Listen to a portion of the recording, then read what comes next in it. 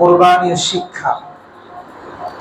ঈদ উল আজহার উদ্দেশ্য, ঈদ উল আজহার ধর্মীয় ও সামাজিক গুরুত্ব এবং ঈদ উল আজহার করণীয় এবং বর্জনীয়। সংক্ষিপ্ত সময়ের মধ্যে আমরা এই বিষয়গুলো আপনাদের সামনে পেশ করার চেষ্টা করব কোরআন এবং সুন্নাহর আলোকে। আল্লাহ তাআলা আমাকে তৌফিক দান করুন।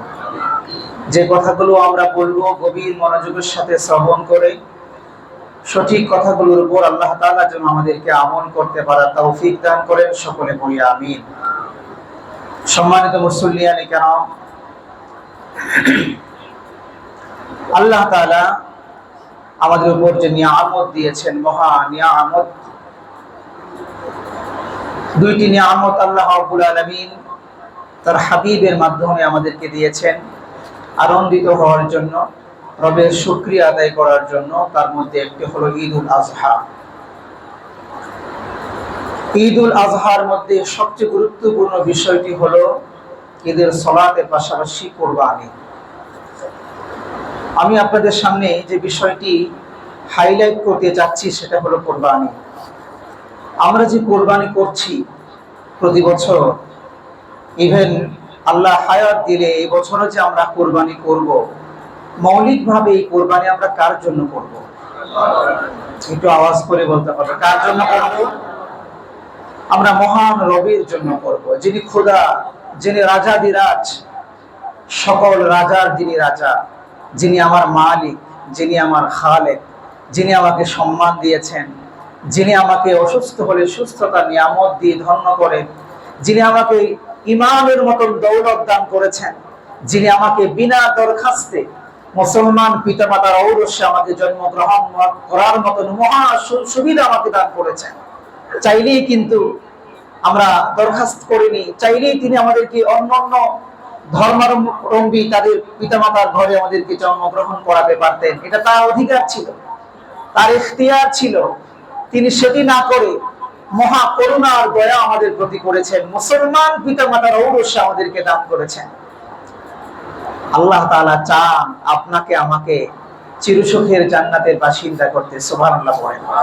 সেজন্যই আল্লাহ তাআলা আপনাকে আমাকে নির্বাচিত করেছেন মুসলমান পিতামাতার ঘরে জন্মগ্রহণ করার জন্য। এটা বড় খুশনসিব। সম্মানিত হাজিরিন, আমরা সেই আল্লাহ তাআলার জন্যই কোরবানি করব। আচ্ছা, আমরা সেই আল্লাহর জন্য কোরবানি করব, সেই কোরবানির বিষয়টা কেমন হবে? আপনি কি আল্লাহর জন্য নষ্ট কোনো জিনিস, খারাপ কোনো জিনিস আপনি উপস্থাপন করতে পারেন?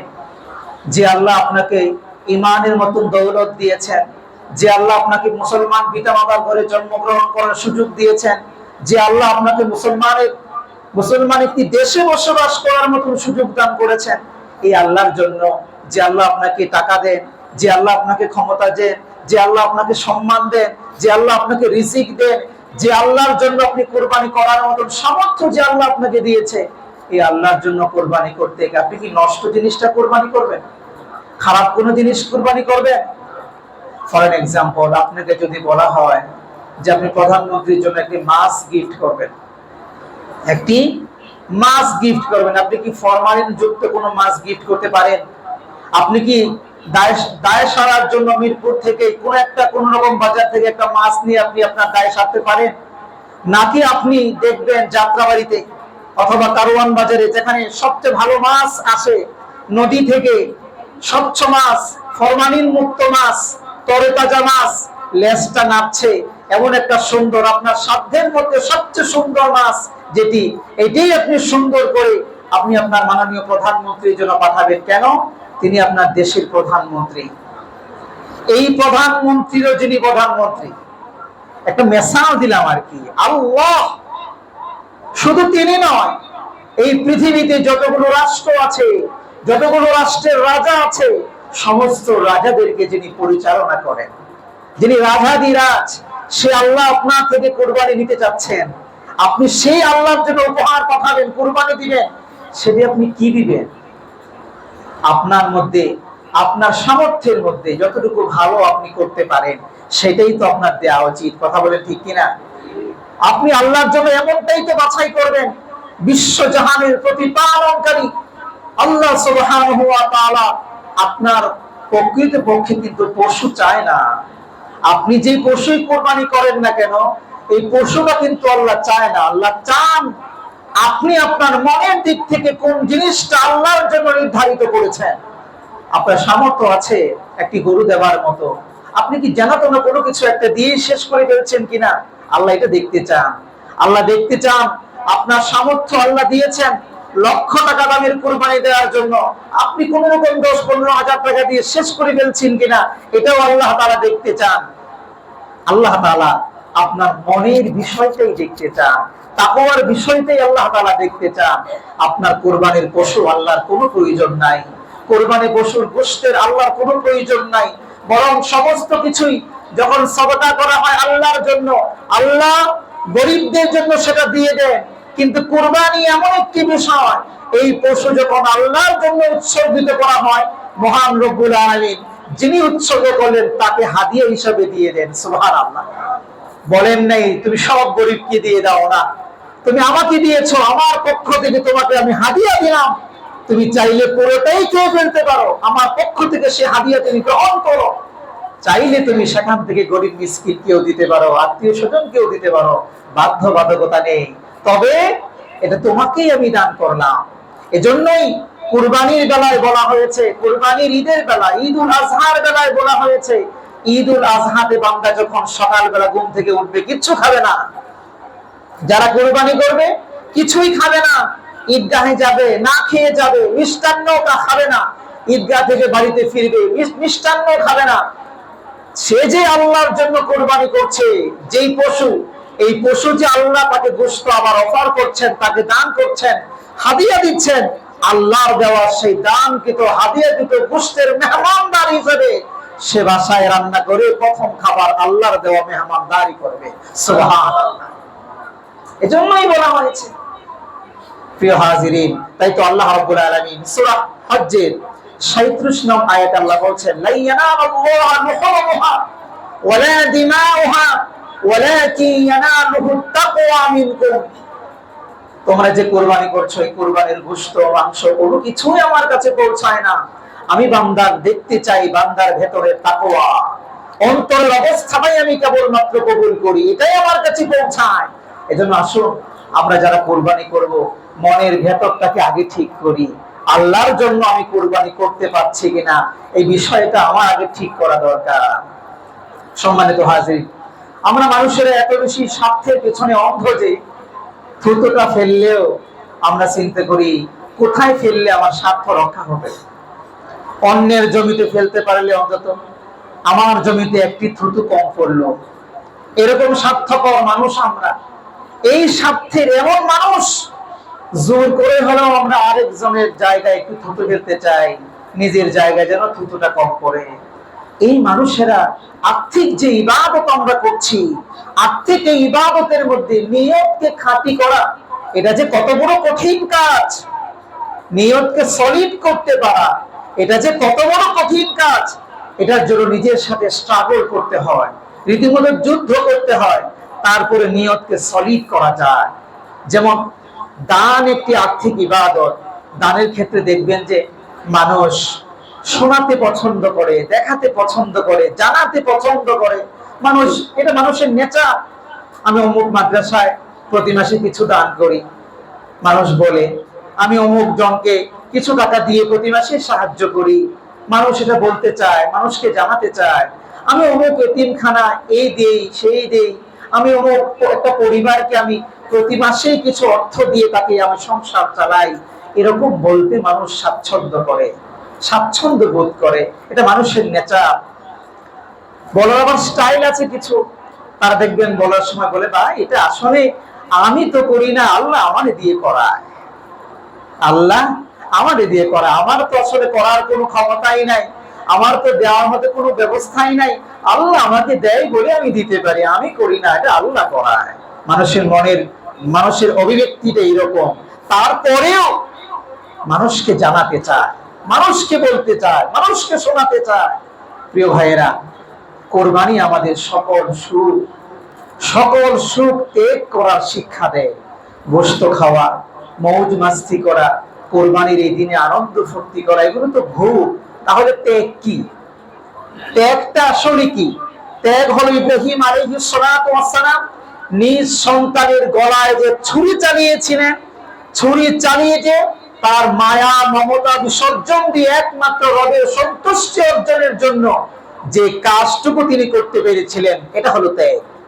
এই শিক্ষাটি আপনাকে আমাকে নিতে হবে এই কোরবান থেকে। এই মায়া মমতা বিসর্জন দেওয়ার এই শিক্ষা আপনাকে আমাকে নিতে হবে। ফজরের সময় যখন মুয়াজ্জিন আযান দেয়, হাইয়া আলাস সালাহ, হাইয়া আলাল ফালাহ, আসো কল্যাণের দিকে আসো, আসো নামাজের দিকে আসো, তখন কাঁথা মুড়ি দিয়ে আমরা ঘুমিয়ে থাকি। এটা ত্যাগ নয়। ত্যাগ হলো কাঁথাটাকে, ল্যাপটাকে, কম্বলটাকে লাথি মেরে ফেলে দিয়ে পানি দিয়ে ওযু করে সাথে সাথে মসজিদে ফজরের জামাতে অংশগ্রহণ করা, এটা হলো ত্যাগ। এই ত্যাগের শিক্ষা আমাদেরকে কোরবানি দেয়। কোরবানি আমাদেরকে কি শিক্ষা দিচ্ছে?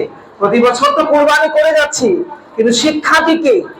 আপনি একটি সার্কেল মেনটেন করেন, এই সার্কেলের মধ্যে কিছু ভালো বন্ধু আছে, কিছু খারাপ বন্ধু আছে। তাদের সাথে চলতে গেলে আপনার নামাজ নষ্ট হয়ে যায়, আপনার দিনদারিতা নষ্ট হয়ে যায়, ঈমান আমল নষ্ট হয়ে যাওয়ার সমূহ সম্ভাবনার মধ্যে পড়ে যায়। এমন অবস্থা এই সার্কেলকে, খারাপ বন্ধুদের থেকে আপনি তাদেরকে কাট করে দেওয়া, তাদেরকে ত্যাগ করা, এটা হলো কোরবানির শিক্ষা। আল হুব্বু ফিল্লাহ ওয়াল বুগদু ফিল্লাহ। আমাদের সন্তুষ্ট মানুষের ভালোবাসা আল্লাহর জন্য হবে, এবং মানুষ থেকে পৃথক হওয়াটা এটাও কার জন্য হবে? আওয়াজ করে বলে, আল্লাহর জন্য হবে। এটা হলো শিক্ষা, ত্যাগের এই শিক্ষা। সম্মানিত হাজিরিন, এই যে আমরা এই কোরবানি করছি, আমরা কোরবানি, অনেক মানুষ আমাদের কোরবানি করেন, কোরবানি না করলে লোকে কি বলবে? কোরবানি না করলে লোকে কি বলবে? সারা জীবন করে আসছি, এবছর না করলে মানুষ বলবেটা কি? আশপাশের কোরবানি দেখে, পশু দেখে সন্তানরা বারবার বলা বলি করবে, না দিলে সামাজিকতা রক্ষা হয় নাকি? এগুলো যে আপনি আপনার টেন্ডেন্সির মধ্যে রাখছেন, এর মানে কি? আপনি কোরবানি কার জন্য করছেন? সমাজে দেখানোর জন্য, সন্তানদের খুশি করার জন্য, সমাজের সমাজপতিদের চোখে আপনি ভালো হওয়ার জন্য, ধনী সাজার জন্য। আপনি মোটেও কিন্তু আল্লাহকে সন্তুষ্ট করার জন্য কোরবানি করছেন না। এটা কিন্তু খায়েশ মিটানো হচ্ছে, ইবাদত নয়। মানুষ জিজ্ঞেস করে, হুজুর ঋণ করে কোরবানি করা যায় কিনা? এটা মানুষ জিজ্ঞেস করে, ঋণ করে কোরবানি করা যায় কিনা? কারণ কোরবানি তো করতেই হবে, আবার ভাগে কোরবানি দেওয়া যাবে না। ছাগল দিলে তো মানিজ্য থাকেই না, ছাগল খাসি ভেড়া দিলে মানিজ্য থাকে না, ভাগে দিলে লোকে বলবে কি? কোরবানি দিতে হবে। এখন ঋণ করে কোরবানি দেওয়া যায় কিনা? অনেকের এই প্রশ্ন আমাদের কাছে আসে। এই মৌসুম গুলো আসলে দৈনিক শত শত ফোন আমাদের রিসিভ করতে হয়, নানান মাসআলা বলতে গিয়ে এই মাসআলা গুলো প্রায় আমরা শুনতে হয়, এগুলো উত্তর আমাদের দিতে হয়। তখন আসলে মৌলিক ভাবে ঋণ করে তো প্রত্যেক ইবাদতই করা যায়, আর্থিক ইবাদত করা যায়, যদি সেই ঋণ পরিশোধ করার মতন ব্যবস্থা আমার কাছে থাকে। কিন্তু প্রশ্ন হলো আমার, কুরবানি করার জন্য কেন এই প্রশ্ন? কোন মানুষকে আজ পর্যন্ত দেখলাম না, হুজুর মসজিদে একটি এসি নাই, আমার কাছেও টাকা নাই, ঋণ করে 1 লাখ টাকা দিয়ে দান করা যাবে? এই প্রশ্ন শুনেছেন আপনারা কখনো? ঋণ করে 1 লাখ টাকা মসজিদে আমি এসি কিনে দিতে চাই, এই ঋণটা কি করা যাবে? ঋণ করে কি এই দানটা করা যাবে? এরকম প্রশ্ন কেউ করে না। করে? করে না। কোরবানির ক্ষেত্রে করে। কেন করে? কারণ হলো কোরবানির ক্ষেত্রে করার পেছনে কারণ আছে। ঋণ করে করলেও দিন শেষে গোশতটা ফ্রিজে ঢুকবে। কথা বলেন ঠিক কিনা? ঋণ করে করলেও দিন শেষে গোশতটা কোথায় ঢুকবে? ফ্রিজে ঢুকবে। কিন্তু ওই যে আপনি এসি কিনে দিলেন, এই এসিটা তো আপনার ফ্রিজে কিছুই ঢুকবে না, বাড়িতে কিছুই যাবে না, নগদ লাভ নাই। মনে করছি আমরা, সেজন্য কিন্তু এই ইবাদত গুলোতে দেখা যায় না। একটি মাদ্রাসার ভবন করা দরকার, কাউকে শুনি নাই প্রশ্ন করতে, হুজুর আমার কাছে টাকা নাই, 10 বছর পরে বা 5 বছর পরে আমি পেনশনে আসবো, তখন আমার লক্ষ লক্ষ টাকা হবে, আমি কি 5 বছরের জন্য কারো থেকে 10 লক্ষ টাকা ঋণ করে মাদ্রাসার ভবনটা করে দিতে পারি? 5 বছর পরে এই ঋণটা পরিশোধ করে দিব? এরকম লোক আছে? নাই। কিন্তু কোরবানির ক্ষেত্রে এরকম লোকের অনেক আছে। ওনার কাছে 50,000 টাকা আছে, উনি আরো 50,000 টাকা ঋণ করে 1 লক্ষ টাকা তাদের একটা কোরবানি দিতে হবে। কারণ লোকে বলবে কি? একটাই কারণ, লোকে বলবে কি? আরে 50,000 টাকা তাদের গরু দিচ্ছ তুমি, তোমার স্ট্যাটাসে যায় নাকি এটা? আহারে, এই কোরবানি কি আল্লাহর জন্য হলো? একটু আওয়াজ করে বলেন, এই কুরবানি কি আল্লাহর জন্য হলো? গোশত খেতে পারবেন যদি বিসমিল্লাহি আল্লাহু আকবার বলেন, হালাল হয়ে যাবে হয়তো, কিন্তু এই কুরবানি আল্লাহর জন্য মোটেও নয়। এই কুরবানি আদায় মোটেও হবে না। গোশত হয়তো আপনি খেতে পারবেন, হালাল হয়েছে, আল্লাহর নাম নিয়ে জবাই করেছেন সেজন্য, কিন্তু এতে কুরবানির কোনো ফায়দা নাই। প্রিয় ভাইরা আমার, এই কথাগুলো বলেছি হাসির জন্য নয়, ব্যথা থেকে বলেছি, মনের ভেতরে সুপ্ত ব্যথা। মানুষেরা ইবাদত করার ক্ষেত্রে, আল্লাহকে সন্তুষ্ট করার ক্ষেত্রে আমরা কতটা পিছিয়ে আছি, আমরা এটা খেয়াল করছি না। অন্যান্য ইবাদতের ক্ষেত্রেও যে আমরা যা করছি তা মহান রব্বুল আলামিনের কাছে রিজার্ভ থেকে যাচ্ছে, এটা আমাদের একেবারে বোধগম্য হয় না।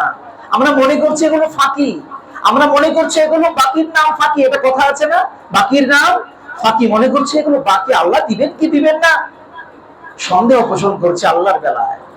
আর নগদ মনে করছি ফ্রিজে গোশত ঢুকবে।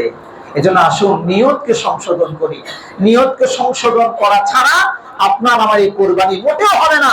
যতক্ষণ পর্যন্ত আপনি আল্লাহকে সন্তুষ্ট করার জন্য কুরবানি করে নিতে পারবেন না, ততক্ষণ পর্যন্ত আপনি কুরবানির স্টেপ নিয়েন না।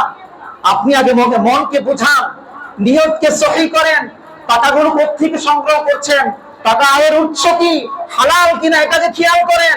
হালাল টাকা দিয়ে ইবাদত করতে হয়, হারাম টাকা দিয়ে ইবাদত করার পরে সওয়াবের আশা করলে ঈমানও যায়।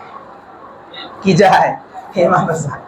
শুধু ইবাদত বর্জন হয় তা না, হারাম টাকা দিয়ে যে কোনো ইবাদত হারাম অর্থ দিয়ে যদি হয় আর সেখানে যদি সওয়াবের উদ্দেশ্য হয়, ঈমান চলে যাওয়ার সম্ভাবনা থাকে। এজন্য হালাল থেকে আমরা করার চেষ্টা করব। আমাদের সকল উপার্জন যেন আল্লাহ তাআলা দুরস্ত করে দেন, হালাল করে দেন, পড়ি আমিন। প্রিয় ভাইরা, আপনার কুরবানি আল্লাহর জন্য হচ্ছে কিনা এটার জন্য আমরা কিছু পরীক্ষা করতে পারি। কিরকম পরীক্ষা? সারা বছর আপনি গরু দেন, একটা অ্যাসিড টেস্টের মতো কাজ। সারা বছর আপনি গরু দেন, এইবার চিন্তা করেন যে সারা বছর গরু দিই, এবার আমি ছাগল দিব একটা, দেখেন দিয়ে পারেন কিনা। সমাজ, বাড়িঘর, ছেলে মেয়ে, আত্মীয় স্বজন সবাইতে বুঝাইতে আপনার পারেন কিনা দেখেন। এটা একটি অ্যাসিড টেস্টের মতো কাজ করবে। 2 নাম্বার, প্রতি বছরই তো আপনি গরু দেন, এবারে গরু কিনেন, হাটে যান, হাটে গিয়ে একটি গরু কিনে একটি গরিবকে, যে গরু কুরবানি করতে পারে না, তার হাতে রশিটি ধরে দিয়ে বুঝাই দিয়া নীরবে আপনি চলে আসেন, আমার পক্ষ থেকে কুরবানি করে গোশত তুমি খেয়ে নিও। দেখেন পারেন কিনা, সম্ভব হয় কিনা।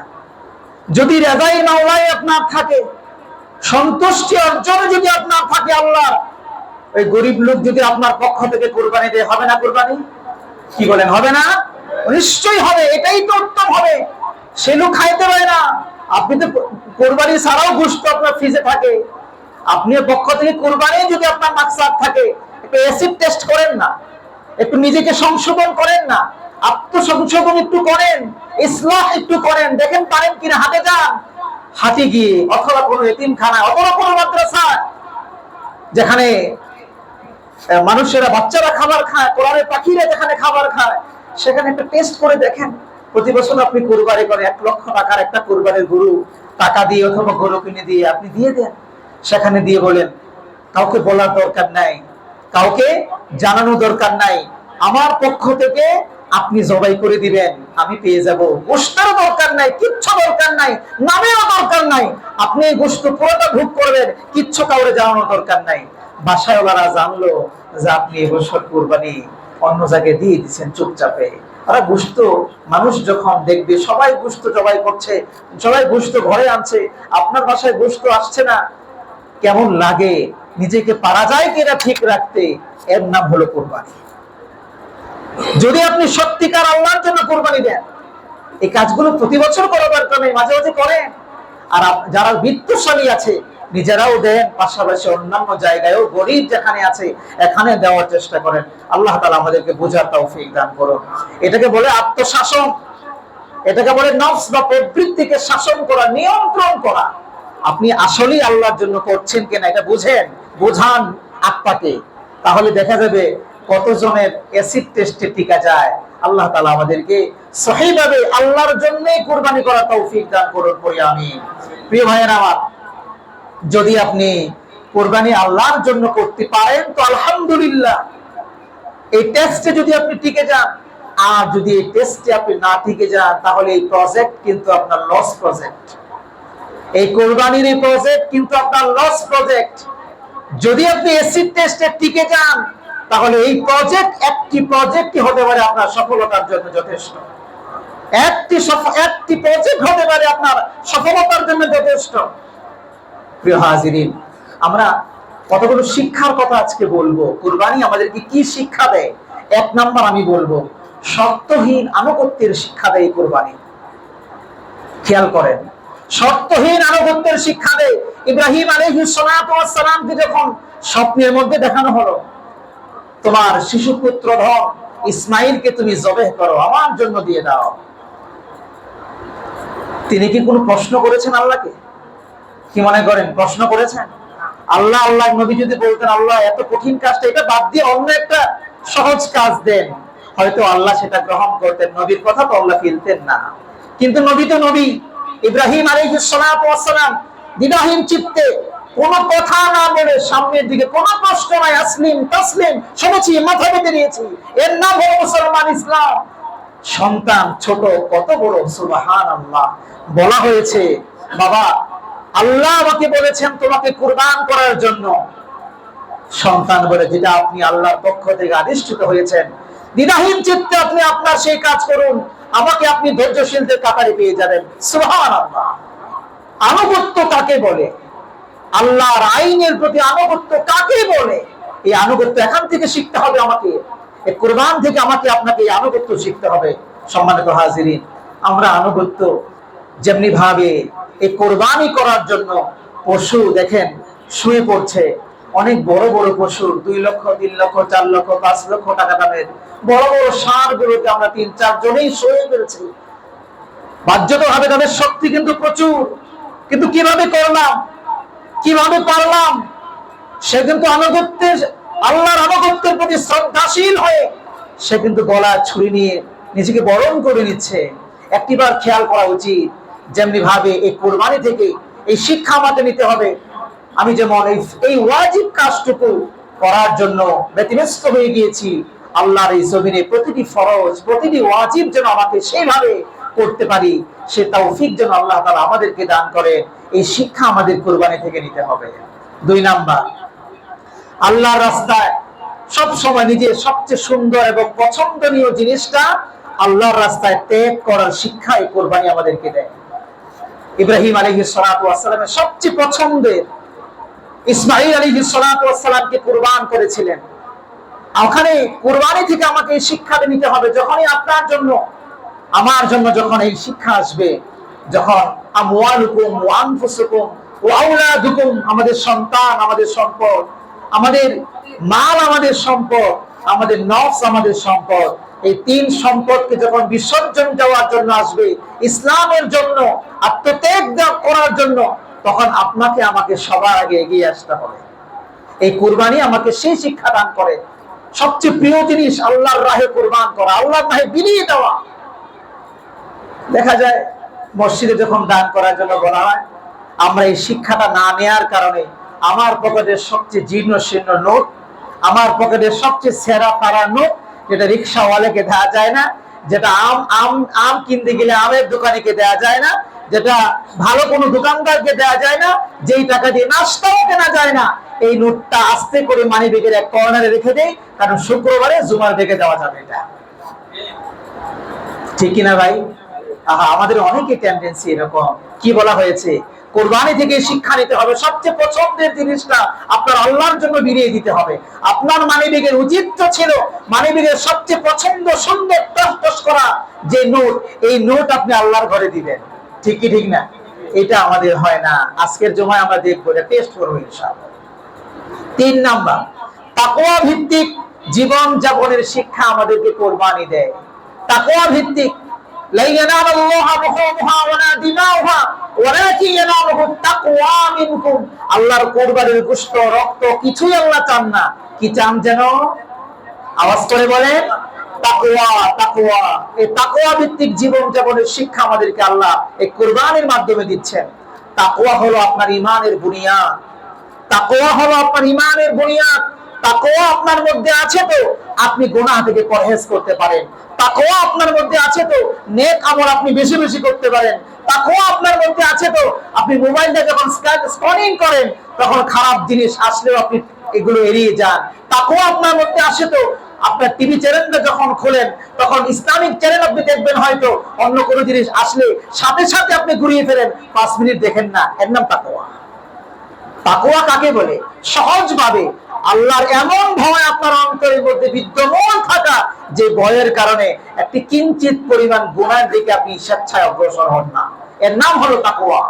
এই তাকওয়ার শিক্ষার জন্যই এই কুরবান আমাদেরকে তাকওয়ার শিক্ষা দেয়।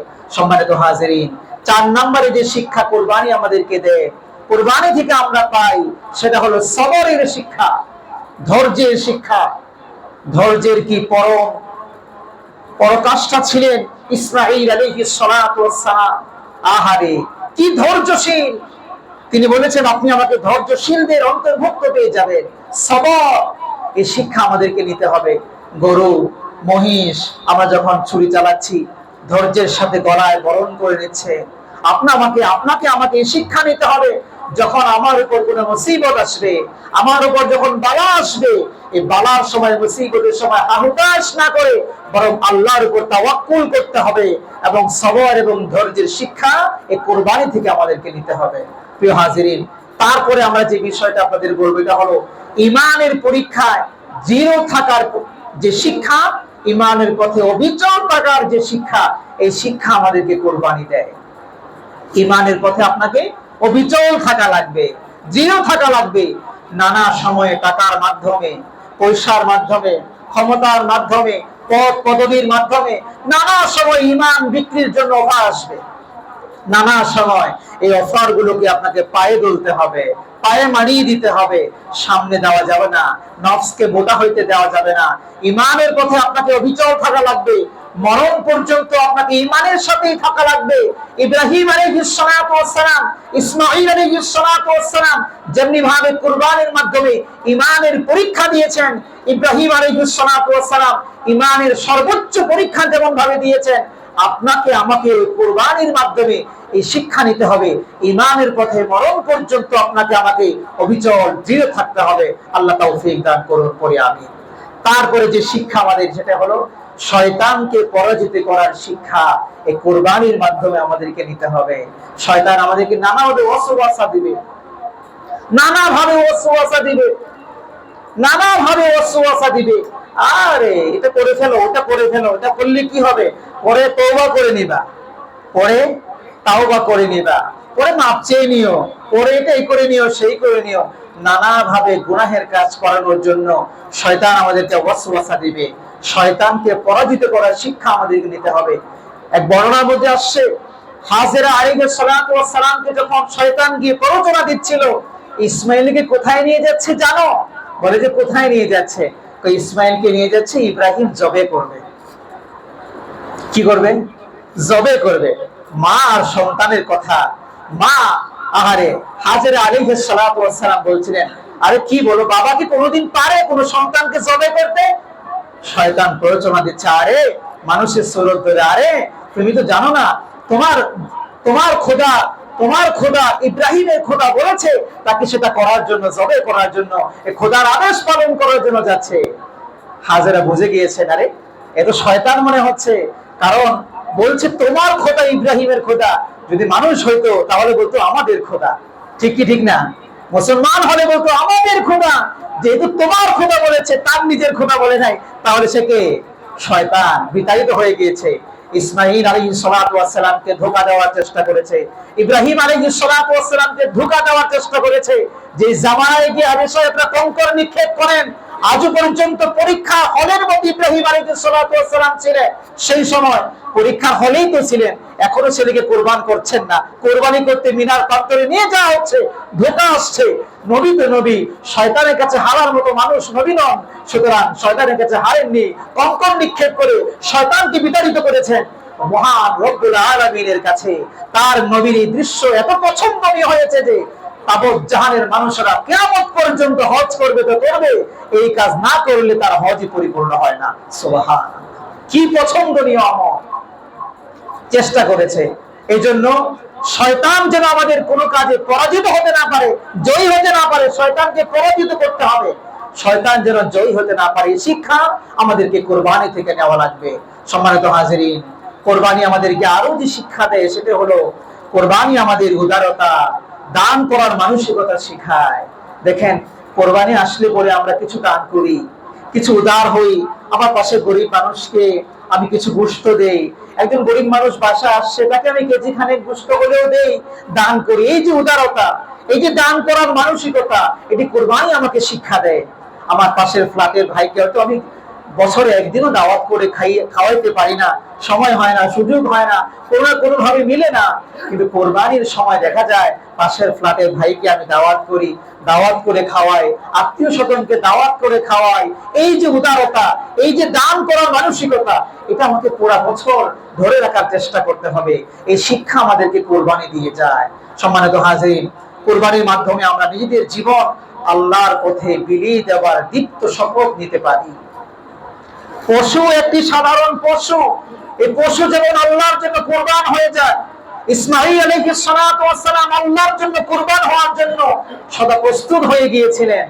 আমাদেরকে সেই শিক্ষা নিতে হবে যে আল্লাহর পথে নিজের জীবনকে বিলিয়ে দেওয়ার জন্য যে কোনো সময়, যে কোনো মুহূর্তে আল্লাহর যদি আমাদের প্রয়োজন হয়, দ্বীন ইসলামের যদি আমার মতন গোলামের প্রয়োজন হয়, আল্লাহর জন্য বিলীন হয়ে যাওয়ার দীপ্ত শপথ কোরবান থেকে আমাদেরকে নিতে হবে। পারা যাবে ইনশাআল্লাহ? আল্লাহ তৌফিক দান করুন, পরে আমিন। ফাইনালি আমরা যে শিক্ষাটির কথা বলবো সেটি হলো পশুর কুরবানির সাথে সাথে, পশুর গলায় ছুরি চালানোর সাথে সাথে নিজের যত বদ আমল আছে, যত খারাপ কুসংস্কৃতি আমলগুলো আছে, এই প্রত্যেকটা বদ আমলের গলায় ছুরি চালাতে হবে। আর এই শিক্ষা নিয়ে দীপ্ত শপথ নিতে হবে, আজ আমি যেমন কোরবানি করছি, পশুর গলায় ছুরি চালাচ্ছি, আজ থেকে এই পশু যেমন আল্লাহর জন্য বিলীন হয়ে যাচ্ছে, আল্লাহর রাহে যেমন কোরবান হয়ে যাচ্ছে, কোনো কথা নাই, মাথা পেতে মেনে নিয়েছে, আমাকে আল্লাহর সমস্ত বিধানগুলো, নবী আলাইহিস সালাতু ওয়াস সালামের সমস্ত সুন্নাহগুলো মাথা পেতে আজ থেকে মেনে নিতে হবে। সমস্ত কুসংস্কারকে পেছনে ফেলতে হবে, সমস্ত বদ আমলগুলোকে পেছনে ফেলতে হবে। কোন বদ আমল আমার জানা মতে মরণ পর্যন্ত আর আমি করব না, এই মর্মে দীপ্ত শপথ নিতে হবে এবং আমাদের বদ আমলের গলায় কুরবানির ছুরি চালাইতে হবে। এই শিক্ষাগুলো যদি আমরা কুরবানি থেকে নিতে পারি প্রিয় হাজিরিন, তাহলে এই বছরের কুরবানি আমার জন্য সার্থক কুরবানি হবে। এই বছরের কুরবানি, আরে কুরবানি সংক্রান্ত কত ওয়াজ আমরা শুনলাম, বেসিক এই মোটা মোটা কথাগুলো আমাদের জানা দরকার। এগুলো যদি আমরা আমল করি তবেই না আমাদের জীবন সুন্দর হবে। এগুলো যদি আমরা, এই শিক্ষাগুলো যদি আমরা নিতে পারি এই কুরবানি থেকে, তবেই না আমাদের জীবন সার্থক হবে, তবেই না কুরবানি দিয়ে আমরা আল্লাহর পক্ষ থেকে কিছু হাসিল আমরা করতে পারবো। সম্মানিত হাজিরিন, এবার আমরা সংক্ষেপে বলবো ঈদুল আজহার উদ্দেশ্য কি, খুবই সংক্ষিপ্তভাবে আমরা বলে শেষ করে দিচ্ছি। এক, ওয়াজিব আদায় করা। ঈদুল আজহার উদ্দেশ্য হলো ওয়াজিব আদায় করা। দুই, পশুর অকাতরে আনুগত্য প্রকাশের শুকরিয়া আদায় করা। উদ্দেশ্য থাকা যে পশু যে অকাতরে নিজের জীবন বিলিয়ে দিচ্ছে, এর শুকরিয়া আদায় করতে হবে। একটু আওয়াজ করে বলবো, আমরা কার জন্য শুকরিয়া আদায় করব? আল্লাহ। তিন নাম্বার, মহান আল্লাহ বিশ্বজাহানের সৃষ্টিকর্তা, কুরবানির মাধ্যমে এর সাক্ষ্য দেওয়া, বিসমিল্লাহি আল্লাহু আকবার। আমরা যে কুরবানি দেব, কুরবানির সময় কার নাম উচ্চারণ করব? আওয়াজ করে বলেন, আল্লাহর নামে আমরা কুরবানি করব। আল্লাহ যে একমাত্র বিধানদাতা, সাক্ষ্যদাতা, আল্লাহ যে একমাত্র মহান সৃষ্টিকর্তা, মহান রব, এই সাক্ষ্য আমাদের কুরবানির মাধ্যমে দেওয়া লাগবে। তারপরে 4 নাম্বার হলো পশুকে আল্লাহর নামে কুরবানি করে আল্লাহর একত্ববাদের সাক্ষ্য গ্রহণ প্রদান করা। 5, হাজীগণ মিনায় যখন কুরবানি করেন তাদের সাথে সাদৃশ্য রাখে আপনার কুরবানি, এটা মনে মনে খেয়াল রাখা। মিনায় তারা কুরবানি করছেন, হয়তো ভৌগোলিক কারণে, চাঁদের উদয়স্থলের সীমারেখার কারণে আপনি একদিন পরে করছেন, কিন্তু তারা সেখানে করছেন, আপনি এখানে করছেন, এই ধরনের একটা চিন্তা রাখা। তারপরে হলো সমস্ত অন্ধবিশ্বাসকে দূর করে মানবতার কল্যাণে হালাল পশু কুরবানি করা। এগুলো হলো আমাদের ঈদুল আজহার উদ্দেশ্য। তারপরে ঈদুল আজহার ধর্মীয় গুরুত্ব কি? ধর্মীয় গুরুত্ব হলো, খুবই সংক্ষিপ্ত বলে শেষ করছি, ইব্রাহিম আলাইহিস সালাতু ওয়াস সালামের ন্যায় আবেগ, অনুভূতি, প্রেম, ভালোবাসা ও ঐকান্তিকতার সাথে পশু কুরবানি করা। আমরা যখন কুরবানি করব, আবেগ নিয়ে কুরবানি করব, প্রেম ভালোবাসা নিয়ে কুরবানি করব, আল্লাহর ভালোবাসা এবং ঐকান্তিকতার সাথে আমরা কুরবানি করব ইনশাআল্লাহ। তারপরে 2 নম্বরে আল্লাহর প্রতি নিজের প্রিয় বস্তু বিলিয়ে দেওয়ার যে দীপ্ত শপথ, এটা কুরবানির মাধ্যমে আমরা এই ধর্মীয় গুরুত্ব, এই জিনিসটা আমরা হাসিল করব। 3 নম্বরে হলো পশুর গলায় ছুরি চালানোর আগে নিজের প্রবৃত্তির গলায় আমরা ছুরি চালিয়ে নিষ্কলুষ মানুষে পরিণত হওয়ার দিন হলো কুরবানির দিন, এইটা আমরা ধারণ করব ইনশাআল্লাহ। 4 নম্বর হলো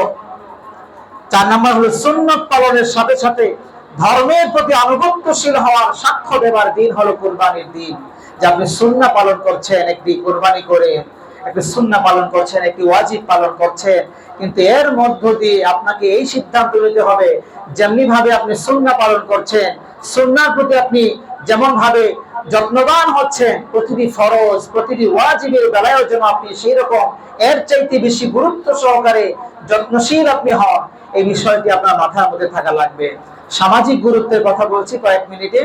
অনিসলামিক সংস্কৃতি ও ঐতিহ্য থেকে সমাজকে রক্ষা করা, এটা হলো কুরবানির সামাজিক গুরুত্ব। 2 নম্বর হলো সামাজিক সাম্য ও ঐক্য প্রতিষ্ঠা করা। 3 নম্বর হলো ধনী গরিব দরিদ্রের ব্যবধান কমিয়ে সম্প্রীতির সমাজ গঠন করা। 4 নম্বর হলো আত্মীয়তার বন্ধন সুদৃঢ় করার একটি সুন্দর একটি মাধ্যম হলো কুরবানি। 5 নম্বর হলো মুসলিম ভ্রাতৃত্ব কায়াম ও সম্প্রসারণের দিন হলো এই কুরবানি।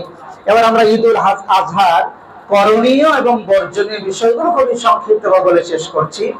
করণীয়, 1 নম্বর করণীয় হলো ঈদের দিন তাকবীর পাঠের মাধ্যমে আল্লাহকে বেশি বেশি করে স্মরণ করা। আল্লাহু আকবার, আল্লাহু আকবার, লা ইলাহা ইল্লাল্লাহু, আল্লাহু আকবার, আল্লাহু আকবার, ওয়ালিল্লাহিল হামদ। আমরা এটা বেশি বেশি পরিমাণে পাঠ করব। আমরা তো এই জিলহজের 1 তারিখ থেকে শুরুই করেছি এটা পাঠ করা, বেশি বেশি করে একদম কুরবানি পর্যন্ত আমরা পাঠ করতে থাকবো। 2 নম্বর হলো সুন্দরভাবে গোসল করে পবিত্র পরিচ্ছন্ন হওয়া, সামর্থ্য অনুযায়ী সুন্দর জামা পরিধান করা, এটা সুন্নাহ। আমরা এটা করার চেষ্টা করবো ইনশাআল্লাহ। 3 নম্বর হলো সকালবেলা কিছু না খেয়ে ঈদগাহে যাওয়া এবং ফিরে এসে কুরবানির গোশত দিয়ে আহার করা, এটা হলো সুন্নাহ। 4 নম্বর হলো ঈদগাহে এক পথে যাওয়া আর ভিন্ন পথ দিয়ে আসা। যদি আসার এবং যাওয়ার ভিন্ন পথ না থাকে, তাহলে রাস্তার এক পাশ দিয়ে আমরা যাব এবং ভিন্ন পাশ দিয়ে আমরা ফিরবো, তবেও ইনশাআল্লাহ এই সুন্নাহ আদায় হয়ে যাবে। কাছাকাছি ঈদগাহ যদি হয়, তাহলে পায়ে হেঁটে ঈদগাহে যাওয়া, এটা সুন্নাহ। রিকশা করে না যাওয়া, একটু আগে ঘর থেকে বের হওয়া, যেন পায়ে হেঁটে আমি ঈদগাহে যেতে পারি। ঈদের নামাজের আগে ও পরে কোনো সুন্নাহ নামাজ না পড়া। ঈদের নামাজের পর কুরবানি করা, ঈদের নামাজের আগে যেন কেউ কুরবানি না করে, তাহলে কুরবানি বাতিল হয়ে যাবে। 8 নম্বর হলো ঈদের দিন আল্লাহর আনুগত্যের মধ্যে কাটানো, পরস্পরের সালাম শুভেচ্ছা বিনিময় করা, হাসি মুখে সাক্ষাৎ করা। ঈদের দিন যেন আমাদের মুখ গুমরা হয়ে না থাকে, আমরা যেন পরস্পরের সাথে যখন মিলিত হই, তখন যেন অন্তত পক্ষে হাসিটা মুখে লেগে থাকে, এটা আমরা চেষ্টা করবো ইনশাআল্লাহ। সাক্ষাৎ হলেই আমরা শুভেচ্ছা বিনিময় করবো। তাকাব্বালাল্লাহু মিন্না ওয়া মিনকুম, আল্লাহ তাআলা আমার পক্ষ থেকে এবং আপনার পক্ষ থেকে যত নেক আমলগুলো করেছি, বিশেষ করে জিলহজের 1 থেকে নিয়ে এই 9 পর্যন্ত, 10 পর্যন্ত, কুরবানি পর্যন্ত, এই নেক আমলগুলো আমার পক্ষ থেকে এবং আপনার পক্ষ থেকে আল্লাহ যেন কবুল করেন, এরকম আমরা বলবো। তাকাব্বালাল্লাহু মিন্না ওয়া মিনকুম, এটাই সুন্নাহ। সালফে সালেহ করে এটাই বলেছেন। আমাদের দেশে একটা রেওয়াজ, ঈদ মুবারকের রেওয়াজ প্রচলিত আছে, যদিও এটা কেউ সওয়াবের নিয়তে বলে না, সেই হিসেবে বলা বৈধ আছে, জায়েজ আছে, কিন্তু এটা কোনো সুন্নাহ নয়। সুন্নাহ হলো তাকাব্বালাল্লাহু মিন্না ওয়া মিনকুম, আমরা সেভাবেই বলবো ইনশাআল্লাহ। 10 নম্বর হলো সহিহ নিয়মে একমাত্র আল্লাহর জন্য, আল্লাহর নামেই পশু কুরবানি করা। বর্জনীয় যে বিষয়গুলো সেটা আমরা খেয়াল করি। 1 নম্বরে হলো ঈদের দিন কবর জিয়ারত করতেই হবে, এরকম বিশ্বাস হলো বিদআত, এটা আমরা বর্জন করব। আপনি অন্য সময় করেন, প্রতিদিনই করেন, প্রায় সময় গেলেই পা করেন, এরকম যদি হয় ঈদের দিন আপনার অন্যান্য দিনের মতো করেই যদি হয়, সেটা আপনি করতে পারেন, কোনো অসুবিধা নাই। কিন্তু ঈদের দিনে আপনার কি করতে হবে?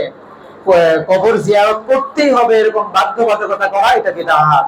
এরকম আমরা করব না। ঈদের দিন মুআনাকা করতেই হবে এরকম ধারণা অনেকের মধ্যেই আছে। এরকম ধারণা পোষণ করা এটাও ফুকাহায়ে কেরাম বিদআত বলেছেন। মুআনাকা করতেই হবে, এটা কোনো জরুরি কিছু নয়। হ্যাঁ, আপনি অনেকদিন পরে কাউকে দেখেছেন অথবা একসাথে হয়েছেন, একসাথে দেখেছেন, আপনি সালাম বিনিময় করলেন, মুসাফাহা করলেন, তারপরে মুআনাকা আপনি করতে পারেন, কিন্তু ঈদের দিন আপনাকে করতেই হবে এই ধরনের ধারণা আমার মধ্যে আপনার মধ্যে যেন না থাকে। 3 নাম্বার, কোরবানির কোনো কিছু আমাদের বিক্রি করা চলবে না। আমরা অনেক সময় মনে করি চামড়া বোধহয় বিক্রি করতে হয়, এটা আমাদের একটা টেন্ডেন্সি, মাথার মধ্যে এটা চলে আসছে, চামড়া বোধহয় বিক্রি করতে হয়। না, চামড়া বিক্রি করতে হয় না। চামড়া আপনি যদি ব্যবহার করতে পারেন দাবাঘাত করে, তাহলে নিজে ব্যবহার করবেন। ব্যবহার করতে যদি আপনি অক্ষম হন, আপনার যে কোনো ধনী বন্ধু, গরিব বন্ধু, যে কাউকে আপনি হাদিয়া দিতে পারেন, কোনো অসুবিধা নাই। আমাদের দেশে এখন চামড়া খাওয়ারও একটা টেন্ডেন্সি আসছে। চামড়া খাবারের ব্যাপারে অনেক ডাক্তারগণ বা অনেক সোশ্যাল মিডিয়াতে দেখা যায় এটা নাকি যে বটের মতোই নাকি খাবার খাওয়া যায়, টেস্ট করে এটাও দেখা যেতে পারে, খারাপ কিছু নাই, যেহেতু হালাল জিনিস এটা দেখা যেতে পারে, খারাপ কিছু না, এটাও করতে পারেন। হ্যাঁ, একান্ত যদি আপনি বিক্রি করে দেন তখন এই অর্থ আর আপনার না, এই অর্থ গরিবে। একান্ত যদি আপনি কি করে দেন, বিক্রি যদি করে দেন, তাহলে এই বিক্রিত অর্থ আর আপনার থাকে না, এটা কার হয়, গরিবের হয়। সম্পূর্ণ গরিবকে সদকা করে দিতে হবে। আশপাশে যদি কোনো মাদ্রাসা থাকে, এতিমখানা থাকে, হাফিজিয়া মাদ্রাসা থাকে, বা কোরআনের ছাত্ররা পড়াশোনা করে এরকম মাদ্রাসা যদি থাকে, সেখানে আপনি দান করে দিতে পারেন। যেহেতু এটা দান করা যায়, এটা নফল দান করা যায়, তাহলে আপনি ধনীকেও করতে পারেন, গরিবকেও করতে পারেন, সেই হিসেবে মাদ্রাসায় আপনি করে দিতে পারেন, কোনো অসুবিধা নাই ইনশাআল্লাহ। তারপরে আরেকটি বিষয় আমাদের খেয়াল রাখতে হবে, সেটা হলো কসাইকে পারিশ্রমিক হিসাবে কোরবানির গোশত না দেয়া। আমাদের দেশে অনেক সময় এরকম হয়, কসাই বেটা আসেই হলো, উনি যত টাকাই দেন না কেন, দিন শেষে কিন্তু 5 কেজি গোশত দিয়ে দিবেন বা 10 কেজি গোশত দিয়ে দেবেন, এরকম একটা মাথার মধ্যে থাকে। আপনি সোজা বলে নিবেন একদম, দেখো গোশত নিয়ে কিন্তু কোনো কথা নাই, তোমার 5,000 টাকা দেবো বা 3,000 টাকা দেবো, 10,000 টাকা দেবো, টাকাটাই দিব। বৃষ্টি আসতেছে, আচ্ছা আচ্ছা, এটা আপনি বলে নিবেন, বাস এটা বলতে শেষ, যা পাবা এটা বলতেই পাবা। গোশতের ব্যাপারে তার সাথে একদম কথা শেষ করে নেবেন। শেষ করে দিচ্ছি, আল্লাহর অবাধ্যচারণ হয় এমন কোন কাজের সহযোগিতা আমরা কোরবানির দিনে আমরা করব না ইনশাআল্লাহ। আল্লাহ সুবহানাহু ওয়া তাআলা আমাদেরকে আমল করার তৌফিক দান করুন। ওয়া আখিরু দাওয়ানা আলহামদুলিল্লাহি রাব্বিল আলামিন।